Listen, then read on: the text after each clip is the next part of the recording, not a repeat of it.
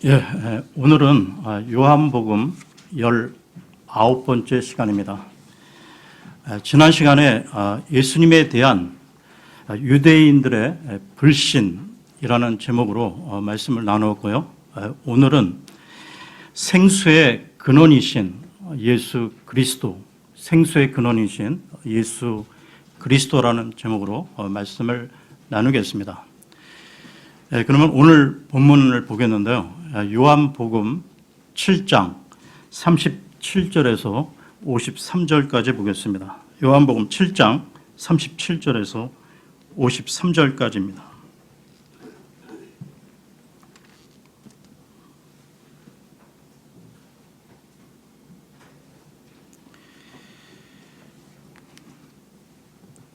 마지막 날, 곧 명절의 그 큰 날에 예수님께서 서서 외쳐 이르시되 누구든지 목마르거든 내게로 와서 마시라. 나를 믿는 자는 성경 기록이 말한 것 같이 그의 배에서 생수의 강들이 흘러나오리라 하시니라. 그러나 이것은 그분께서 자기를 믿는 자들이 받을 성령을 가리켜 말씀하신 것이더라. 예수님께서 아직 영광을 받지 아니하셨으므로 아직 성령님께서 주어지지 아니하였더라. 그러므로 사람들 중에 많은 이들이 이 말씀을 듣고 이르되 이분은 진실로 그 대언자시로다 하매, 다른 이들은 이분이 그리스도시다 하되, 어떤 이들은 그리스도께서 갈릴리에서 나오시겠느냐. 성경 기록이 이르기를 그리스도께서 다윗의 씨에서 나오시며 또 다윗이 있던 베들레헴 고을에서 나오시리라 하지 아니하였느냐 하며, 이처럼 그분으로 인해 사람들 가운데 분열이 생기고 그들 중에 더러는 그분을 붙잡으려 하였으나 아무도 그분께 손을 대지 아니하더라. 그때 직무 수행자들이 수제사장들과 바리새인들에게로 오니 그들이 저들에게 이르되 어찌하여 그를 데려오지 아니하였느냐 하며, 직무 수행자들이 대답하되 결코 아무도 이 사람처럼 말하지 아니하였나이다 하니, 이에 바리새인들이 그들에게 응답하되 너희도 속았느냐. 치리자나 바리새인들 중에 과연 누가 그를 믿었느냐. 오직 율법을 알지 못하는 이 사람들은 저주받은 자들이로다 하거늘, 그들 중에 한 사람 곧 밤에 예수님께 왔던 니고데모가 그들에게 말하되 우리의 율법은 어떤 사람의 말을 듣고 그가 행하는 것을 알아보기도 전에 그를 심판하느냐 하니, 그들이 그에게 대답하여 이르되 너도 갈릴리에서 왔느냐. 조사하고 살펴보라. 갈릴리에서는 대언자가 일어나지 아니하느니라 하였더라. 모든 사람이 자기 집으로 가니라. 지난 시간에 요한복음 7장 36절까지 살펴보았고요. 이어서 37절을 보겠습니다. 7장 37절입니다. 마지막 날, 곧 명절의 그 큰 날에 예수님께서 서서 외쳐 이르시되 누구든지 목마르거든 내게로 와서 마시라. 예수님께서는 위대한 거리 설교자로서 여기서도 외쳐 말씀하시는데요. 이날은 그 명절, 즉 장막절의 마지막 날이었습니다. 이 마지막 날과 관련해서요, 레위기로 가겠습니다. 레위기 23장 33절에서 36절을 보겠습니다. 레위기 23장 33절에서 36절입니다.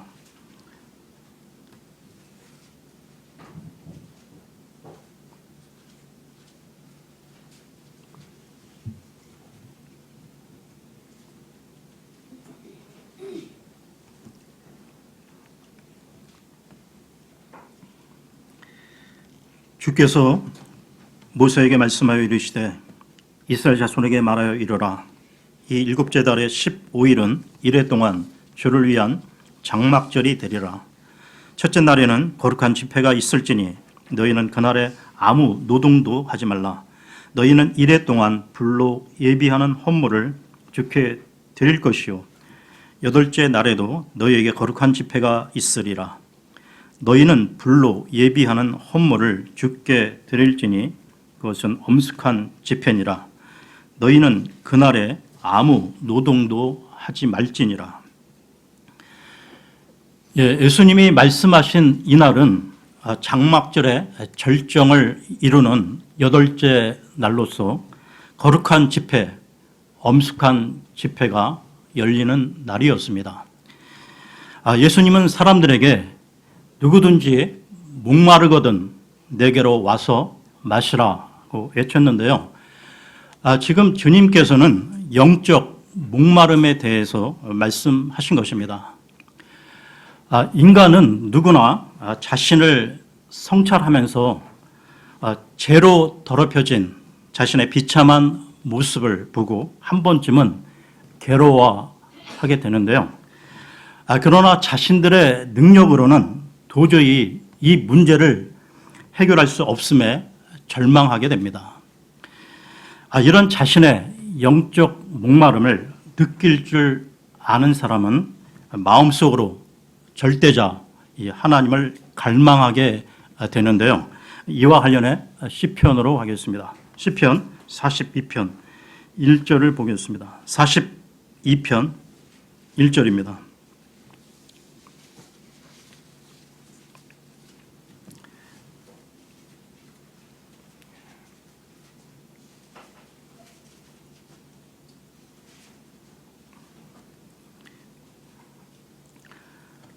오 하나님이여, 사슴이 물 시내를 찾기에 갈급함같이 내 혼이 주를 찾기에 갈급하나이다. 거리 설교자와 이 복음 전도자들은 바로 이런 혼들을 찾아 나선 사람들이요, 그들을 이끌고 생명수가 흐르는 시냇물로 인도하는 사람들입니다. 주님께서는 지금 그 모범을 친히 보여주고 계신 것이죠. 그러면 요한복음으로 돌아와서요, 7장 38절을 보겠습니다. 요한복음 7장 38절입니다. 나를 믿는 자는 성경 기록이 말한 것 같이 그의 배에서 생수의 강들이 흘러 나오리라 하시니라. 예수 그리스도 그분 말고 그 누가 이런 말을 할 수 있겠습니까? 부처 석가모니도 모하메드도 이런 말은 못했는데요. 주님은 수고하고 무거운 짐진 자들아 다 내게로 오라, 그러면 내가 너희에게 쉼을 주리라 말씀하셨습니다. 예수님이 하나님이 아니시고는 이런 말씀을 하실 수가 없다는 것이죠. 여러분, 이 지구상에 70억이 넘는 그 인류 가운데 수고하고 무거운 짐진 자들이 얼마나 많으며 그들이 얼마나 쉼을 갈망하고 있습니까? 여기 나오는 생수와 관련해 에레미야서로 가겠습니다. 에레미야서 17장 13절을 보겠습니다. 에레미야서 17장 13절입니다.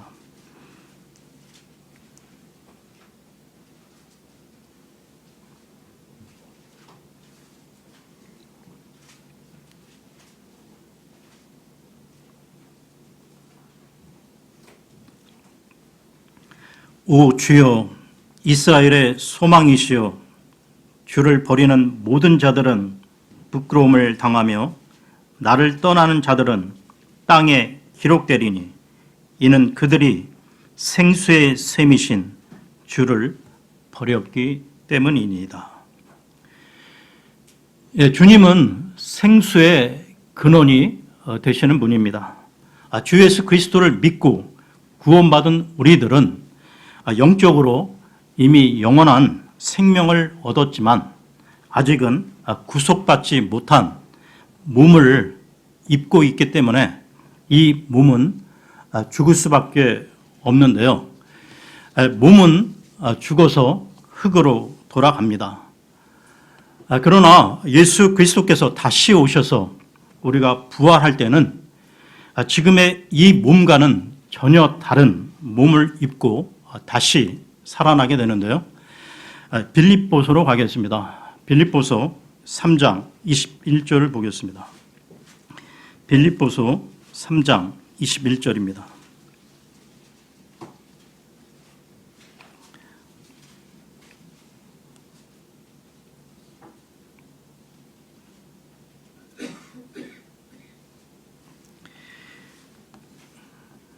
그분께서는 모든 것을 자기에게 복종시킬 때 사용하는 능력을 발휘하사 우리의 천한 몸을 변화시켜 자신의 영광스러운 몸과 같게 만드시리라. 예수님을 믿고 그분을 구원자로 주님으로 영접한 그리스도인들은 배에서 생수의 강들이 흐르고 영원히 죽지 않는 초자연적인 이 영적 몸을 앞으로 주님께서 재림하시면 받게 된다는 것이죠. 그러면 요한복음으로 돌아와서요. 7장 39절을 보겠습니다. 요한복음 7장 39절입니다.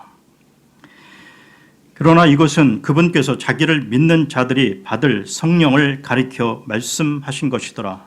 예수님께서 아직 영광을 받지 아니하셨으므로 아직 성령님께서 주어지지 아니하였더라.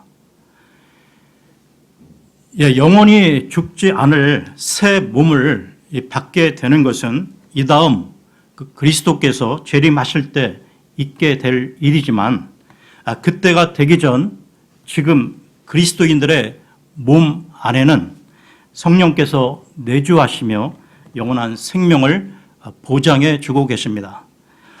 예수 그리스도께서 이 믿는 사람들에게 성령을 주신 두 가지 경우가 성경에 나오고 있는데요. 한 번은 주님께서 십자가에 처형되신 뒤 영광의 그 셋째 하늘에 가셨다가 다시 제자들에게 돌아오셨을 때입니다. 이와 관련해서요. 요한복음 20장으로 가겠습니다. 요한복음 20장 19절에서 23절을 보겠습니다. 20장 19절에서 23절입니다.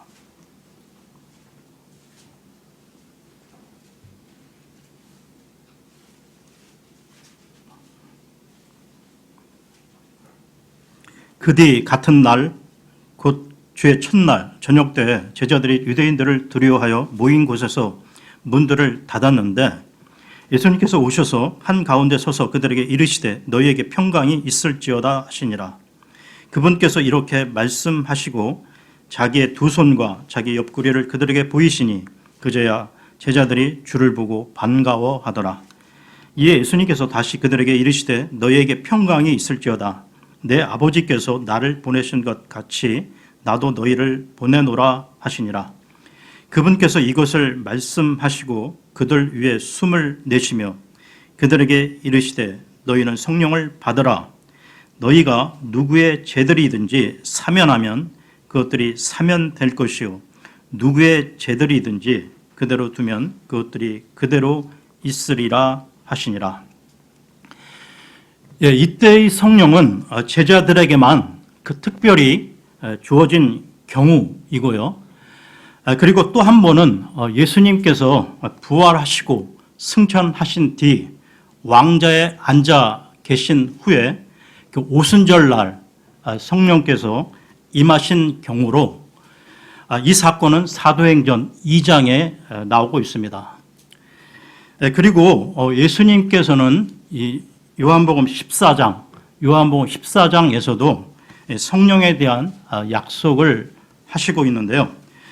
요한복음 14장 16절을 보겠습니다. 요한복음 14장 16절입니다.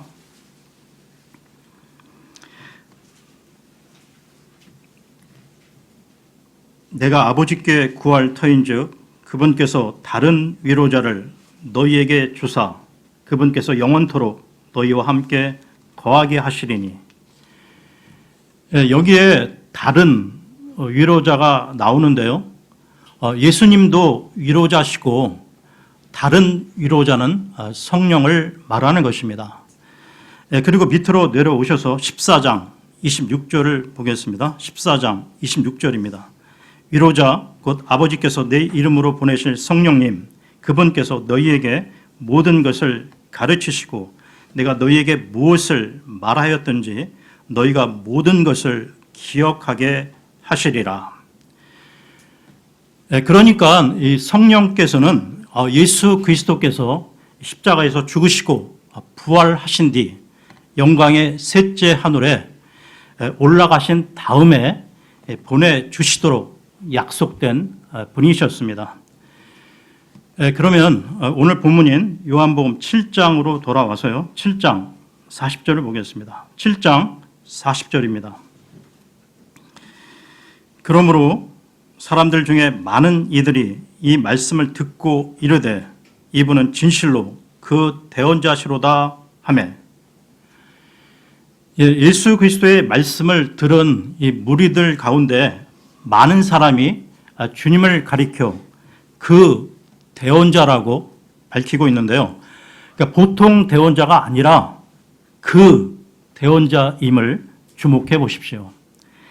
이것은 요한복음 1장 21절, 요한복음 1장 21절에서도 침례 요한에게 물었던 질문 가운데 언급된 그 대언자입니다. 예수님의 말씀을 듣고 난 이 무리들 가운데 이 많은 사람들이 신명기에서 이 모세가 나와 같은 대언자라고 예언했던 그 대언자를 생각해 냈던 것이죠. 신명기 18장 15절을 보겠습니다. 신명기 18장 15절입니다.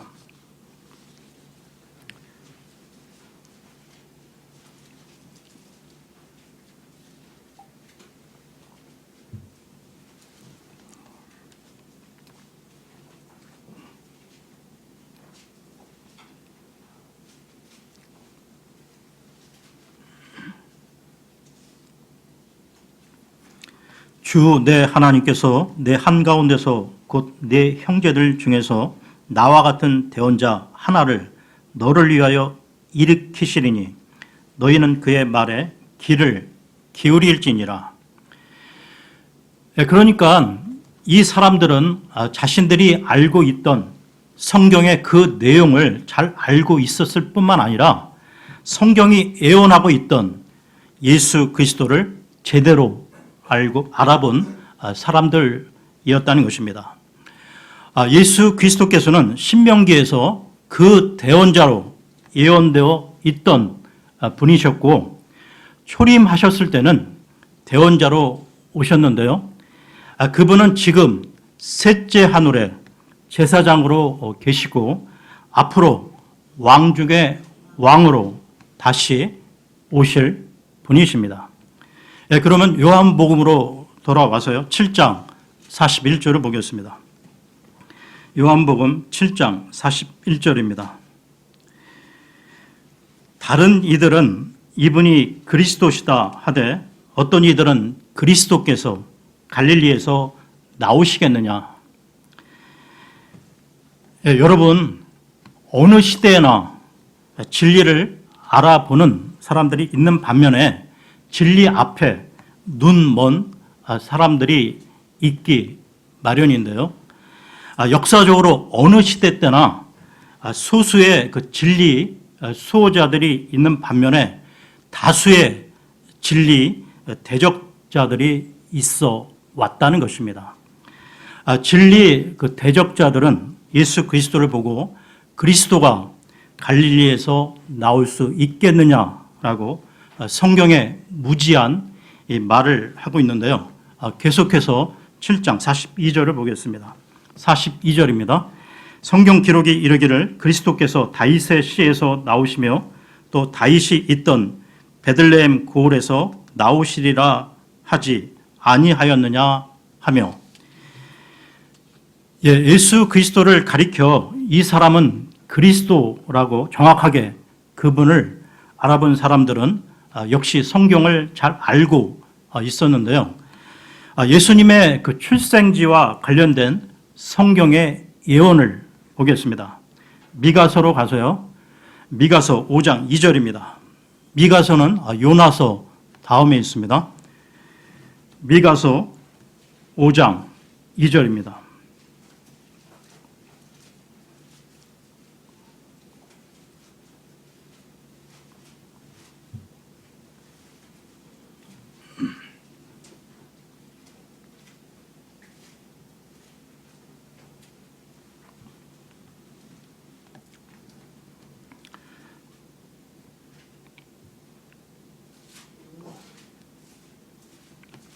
그러나 너 베들레헴 에브라다야, 네가 유다의 수천 가운데서 작을지라도 이스라엘에서 치리자가 될 자가 네게서 내게로 나아오리라. 그의 나아감은 옛적부터 있었으며 영원부터 있었느니라. 그렇다면 성경의 그 박식한 유대 종교 지도자들인 이 바리새인들이 이 사실을 과연 몰랐을까요? 진리를 거부하고 대적하는 자들은 진리를 증오하기 때문에 그러는 것이지 진리의 무지해서가 아니라는 것입니다. 이것은 성경을 믿지 않고 기회 있을 때마다 성경을 변개시키려고 걸핏하면 성경을 왜곡하려고 하는 지금 이 시대의 타락한 자들도 마찬가지라는 것이죠. 그들은 본질적으로 잘못되어 있다는 것입니다. 그러니까 성경을 아무리 많이 알고 있다 하더라도 그 말씀들을 사랑하고 믿지 않는다면 그 지식은 오히려 위험한 독약이 될 수 있다는 것이죠. 그러면 요한복음으로 돌아와서요. 7장 43절을 보겠습니다. 요한복음 7장 43절입니다. 이처럼 그분으로 인해 사람들 가운데 분열이 생기고, 진리가 있는 곳에는 의뢰이 이처럼 분열이 생기기 마련이라는 것이죠. 예수님은 자신에 대해 다음과 같이 밝히셨습니다. 누가복음으로 가서요. 누가복음 12장 51절에서 53절까지 보겠습니다. 누가복음 12장 51절에서 53절까지입니다.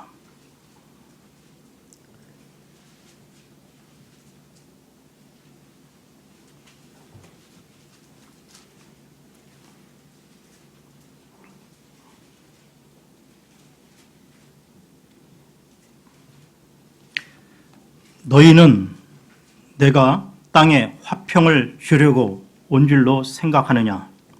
내가 너희에게 이르노니 아니라 도리어 분열이니라. 이제부터 한 집에 5사람이 있어 분쟁하되 셋이 둘과 하며 둘이 셋과 하리니 아버지가 아들과 아들이 아버지와 어머니가 딸과 딸이 어머니와 시어머니가 자기 며느리와 며느리가 자기 시어머니와 분쟁하리라 하시니라. 한 집안에서 어느 한 사람이 예수님을 처음으로 믿게 되면 집안이 일치가 안 되고 그때부터 이 제사 지내는 것을 비롯해서 영적 싸움이 일어나는 것을 우리는 쉽게 볼 수 있다는 것입니다. 그러면 요한복음으로 돌아와서요. 7장 44절을 보겠습니다. 요한복음 7장 44절입니다. 그들 중에 더러는 그분을 붙잡으려 하였으나 아무도 그분께 손을 대지 아니하더라. 유대인들이 예수님을 잡아들이려고 기회만 엿보던 사례는 요한복음 곳곳에서 볼 수가 있는데요. 그러나 그때마다 그들은 눈에 보이지 않는 하나님의 위력 앞에 속수무책이었던 것입니다. 계속해서 7장 45, 46절을 보겠습니다. 45, 46절입니다. 그때 직무 수행자들이 수제사장들과 바리새인들에게로 오니 그들이 저들에게 이르되 어찌하여 그를 데려오지 아니하였느냐 하매 직무 수행자들이 대답하되 결코 아무도 이 사람처럼 말하지 아니하였나이다 하니, 예수님을 잡으러 갔다가 그분의 설교를 듣고 난 직무 수행자들은 그분을 체포하기는커녕 은혜를 받고 돌아왔는데요. 예수님은 왕으로서의 권위로 그들에게 진리의 말씀을 선포하셨는데 이처럼 당당하고 사람의 마음속을 꿰뚫는 통찰력의 말씀을 그들은 예수님에게서 처음 들었던 것입니다. 빈손으로 돌아온 직무 수행자들을 본 바리새인들은 어이가 없었는데요. 그러나 그들 바리새인들도 바리새인들은 본질적으로 잘못된 자들이었다는 것입니다. 예수 그리스도를 대적하는 자들은 다른 누군가, 즉 마귀에 의해 철저하게 조종되고 있는 자들이었다는 것이죠. 그러면서도 직무 수행자들의 말을 듣고 이 바리새인들은 뜨끔했을 것입니다. 계속해서 7장 47, 48절을 보겠습니다. 47, 48절입니다. 이에 바리새인들이 그들에게 응답하되 너희도 속았느냐? 7이잖아. 바리새인들 중에 과연 누가 그를 믿었느냐? 지금 이 바리새인들은 빈손으로 돌아온 직무 수행자들에게 훈시를 하고 있는데요. 그러나 이들의 말은 거짓말이었습니다. 치리자들 중에 예수님을 믿는 이들이 나타나기 시작했는데요. 요한복음 12장 42절을 보겠습니다. 요한복음 12장 42절입니다.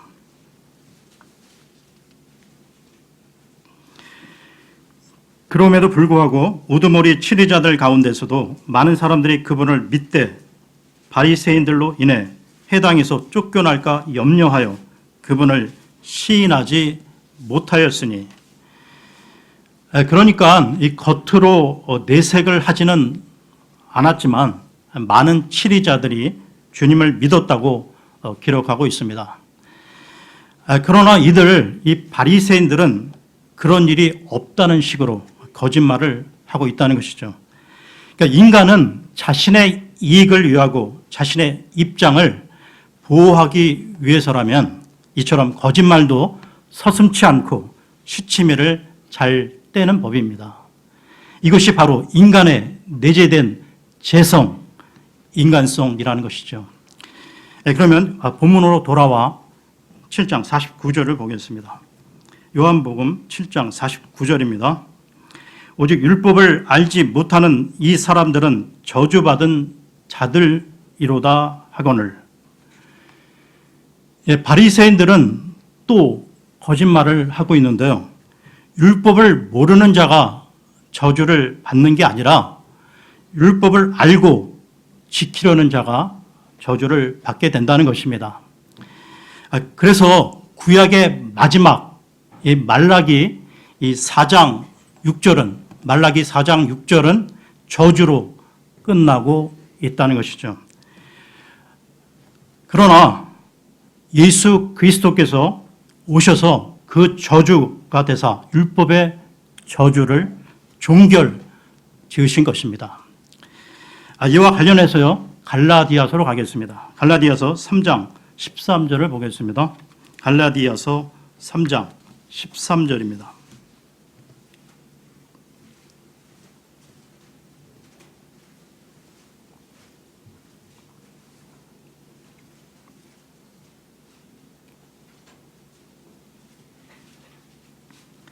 그리스도께서 우리를 위해 저주가 되사 율법의 저주에서 우리를 구속하셨으니 기록된 바 나무에 달리는 모든 자는 저주 받았느니라 하였느니라. 그러면 요한복음으로 돌아와서요, 7장 50절, 51절을 보겠습니다. 요한복음 7장 50절, 51절입니다. 그들 중에 한 사람 곧 밤에 예수님께 왔던 니고데모가 그들에게 말하되 우리의 율법은 어떤 사람의 말을 듣고 그가 행하는 것을 알아보기도 전에 그를 심판하느냐 하니, 바리새인들 가운데 그래도 양심적인 사람이 있었는데요. 그의 이름이 바로 니고데모였습니다. 그는 요한복음 3장에서 밤에 예수님을 은밀히 찾아왔던 사람이었는데요. 바로 이 니고데모가 나서서 그가 행하는 것을 알아보기도 전에 심판하는 것이 우리의 율법이냐고 따지고 나온 것입니다. 그의 이러한 문제 제기는 지극히 상식적이고도 이성적인 제안이었던 것이죠. 율법은 사람이 죄를 지은 혐의가 있더라도 그를 벌하기 전에 반드시 그 두세 사람의 증인들의 말을 먼저 들어보도록 규정하고 있다는 것입니다. 이와 관련해서요, 신명기로 가겠습니다. 신명기 19장 15절을 보겠습니다.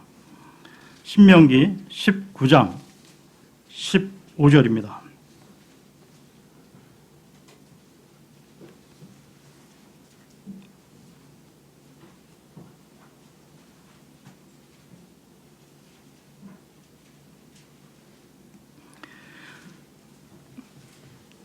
어떤 사람이 죄를 짓는 때에 한 증인이 일어나서 어떤 불법이나 죄에 대해 그 사람을 대적하지 말며 두 증인의 입의 증언으로나 세 증인의 입의 증언으로 그 문제를 확정할 것이니라. 이러한 원칙에 따라 니고데모는 율법대로 이를 처리하자고 이 일을 제기했던 것이죠.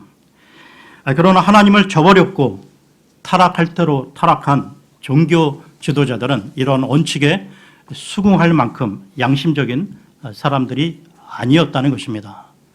그러면 요한복음으로 돌아와서요, 7장 52, 53절을 보겠습니다. 7장 52, 53절입니다. 그들이 그에게 대답하여 이르되 너도 갈릴리에서 왔느냐? 조사하고 살펴보라. 갈릴리에서는 대언자가 일어나지 아니하느니라 하였더라. 모든 사람이 자기 집으로 가니라. 유대인의 종교 지도자들인 이 바리새인들은 마귀의 앞잡이가 되어 예수님을 죽이려는 일에 혈안이 된 나머지 영적 분별력은 물론 자신들이 신주 단지 모시듯 하는 율법마저 잊어버리고 말았던 것입니다. 그 결과 이 바리새인들 내부에서조차 이 분열이 일어나면서 각자 자기 집으로 뿔뿔이 흩어지게 되었던 것이죠. 오늘은 여기까지 하겠습니다.